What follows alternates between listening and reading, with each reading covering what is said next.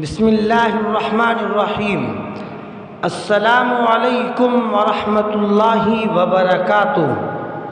ناظرین کرام، آج ہم بات کرتے ہیں مسجد کا مال اپنی ذات پر خرچ کرنے والے کی امامت۔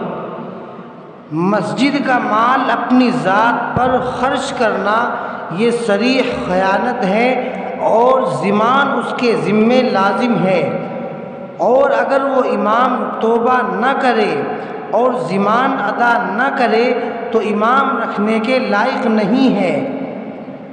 فتاوی دارالعلوم جلد نمبر 3 صفحہ نمبر 178، بحوالہ رد المختار جلد نمبر 1 صفحہ نمبر 523۔ اور عام انسانوں کے لیے بھی مسجد کا مال اپنی ذات پر خرچ کرنے کی اجازت نہیں ہے۔